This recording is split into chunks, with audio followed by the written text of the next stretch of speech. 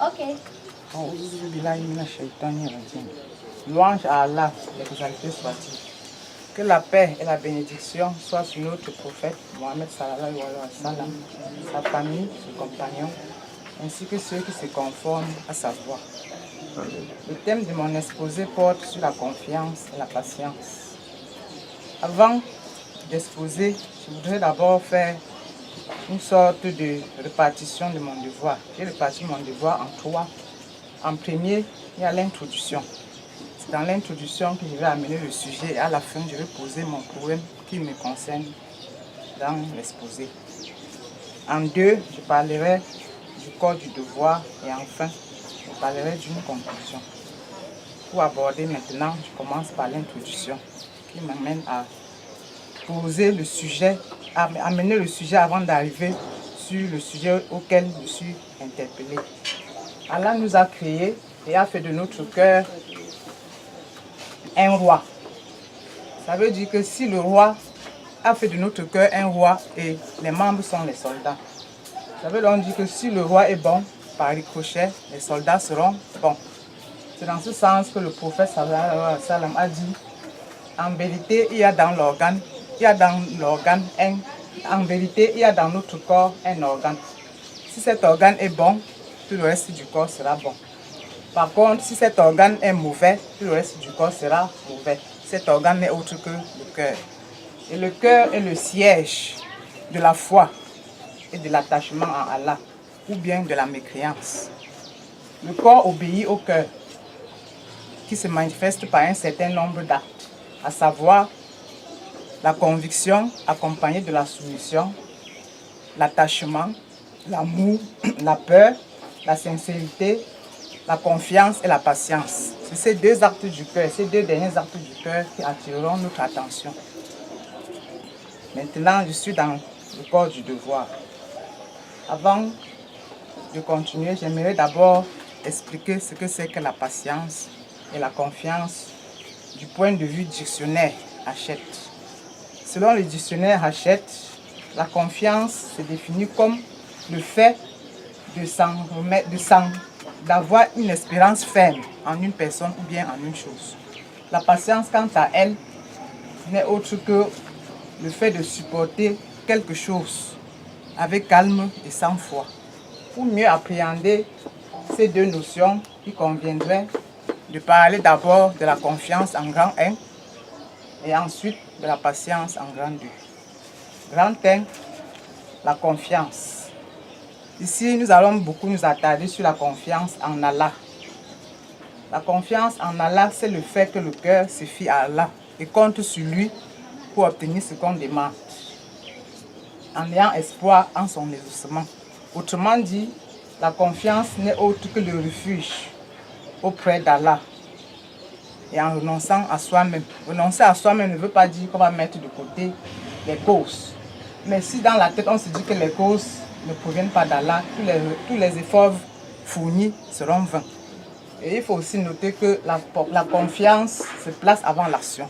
Donc quand on veut demander quelque chose à Allah, on doit d'abord avoir confiance que ce qu'on demande, Allah va exaucer. On doit dissiper le doute. On ne doit pas mélanger le doute. Donc c'est pour ça qu'on dit que la confiance doit se placer avant l'action. Entre autres, nous avons un certain nombre de confiances qui sont la confiance obligatoire. La confiance obligatoire, c'est s'en remettre en Allah dans les choses dont lui seul est capable. Par exemple, comme guérir un malade. Et la confiance interdite. La confiance interdite a deux aspects. Le premier aspect constitue le polythéisme majeur. Il consiste à s'en remettre entièrement aux causes et croire qu'elles agissent sans l'aide d'Allah pour obtenir le bien et repousser le mal. Et le deuxième aspect constitue le polythéisme mineur. C'est le fait de s'en remettre à quelqu'un pour obtenir sa subsistance, sans croire que la personne nous aide par la grâce, par l'aide d'Allah, en s'attachant tellement à la personne, en croyant que si la personne ne donne pas, on ne pourra pas s'en sortir. Et pourtant, la personne n'est qu'une cause par rapport à ce qu'on demande à lui. Pour ce faire, il n'est pas permis. Il y a aussi la confiance permise. C'est par exemple charger quelqu'un de faire une chose et de compter sur lui dans un acte que l'on est capable de faire.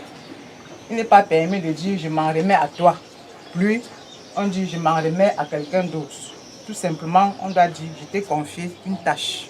Je t'ai confié ceci ou bien je t'ai confié cela. Au demeurant, toute personne qui se fie à Allah doit nécessairement être patiente. D'où le grand de la patience. La patience, du point de vue islamique, n'est autre que le corollaire de la confiance. C'est-à-dire, c'est la conséquence de la confiance. Se traduit par la soumission en Allah, en toute tranquillité, face aux événements dangereux ou indésirables qui se manifestent dans nos vies, sans se plaindre, sans se lamenter. Plutôt, s'il faut s'adresser, on s'adresse à Allah pour demander le secours. Abandon dans le même sens, le prophète a dit, le prophète sallallahu alayhi wa sallam a dit, celui qui s'efforce à être patient, Allah lui accorde la patience. Et personne n'a reçu de meilleur, de plus large don que la patience. Il faut noter que la patience a des degrés.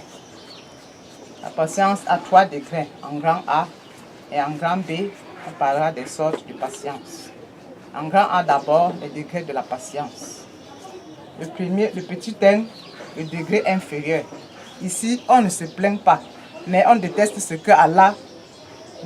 qui nous arrive comme épreuve. En petit 2, il y a le degré intermédiaire. Ici également, on ne se plaint pas, mais on est satisfait de ce qui nous arrive comme épreuve. Et en petit 3, nous avons le degré supérieur. C'est louer Allah pour ce qui nous arrive. C'est pour cela qu'on dit, celui qui subit une injustice et invoque Allah contre la personne injuste a pris sa revanche et en conséquent n'a pas été patient. Donc quand on est patient, on ne doit pas invoquer Allah contre celui qui nous a fait du tort. On doit être patient et ne pas invoquer contre quelqu'un. Si on le fait, ça veut dire qu'on n'a pas été patient. On a plutôt pris sa revanche. Non seulement la patience a des degrés, elle est également de plusieurs sortes. Les sortes de la patience, grand B. Il y a la patience vis-à-vis de ce qui est conforme avec nos passions. Cela nécessite de faire preuve de patience afin de respecter les droits d'Allah concernant cette chose. Exemple, on le remercie et on évite de s'en servir pour lui désobéir. En petit b, nous avons la patience vis-à-vis de ce qui n'est pas conforme à nos passions. Celle-ci se subdivise en 3 catégories. La patience dans l'obéissance en Allah. C'est obligatoire. Et le plus important ici, c'est d'accomplir les obligations religieuses. Ce qui est recommandé, c'est d'accomplir les actes surérogatoires. Nous avons aussi la patience face aux interdits d'Allah. Ici également, ce qui est obligatoire, c'est de laisser l'interdit. Et ce qui est recommandé, c'est de s'abstenir de commettre ce qui est détestable. Enfin, nous avons la patience face au destin d'Allah. Ce qui est obligatoire, c'est d'éviter à la langue de se plaindre.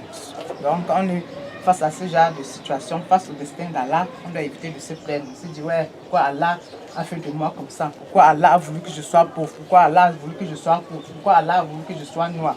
Donc, on doit éviter de se plaindre, éviter au cœur de se révolter et de se mettre en colère contre le décret d'Allah. En un mot, ce qui est recommandé ici, c'est d'accepter dans son cœur le destin d'Allah.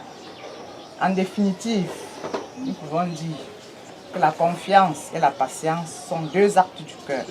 Parce qu'il ne suffit pas de dire je suis confiant ou bien je suis patient. C'est dans le cœur. C'est pour ça qu'on ne lit pas cela. C'est pour ça qu'on a nommé cela les actes du cœur. Il est facile de dire je suis confiant, je suis patient. Mais dans le cœur, est-ce qu'on sait? Allah seul sait. Donc, la patience est un peu comme la conséquence de la confiance. Quelqu'un qui est confiant en Allah, automatiquement doit être patient vis-à-vis d'Allah. C'est pour ça que dans une de nos sourates, je ne retiens pas trop la sourate, il est dit peut-être 2 fois, certes, à côté d'une difficulté, il y a une facilité. Certes, à côté d'une difficulté, il y a une facilité. Aucune œuvre humaine n'étant parfaite, nous demandons à Allah de pardonner nos imperfections et de nous donner l'avantage, le courage de pouvoir améliorer davantage. Assalamu alaikum wa rahmatullahi wa barakatuh.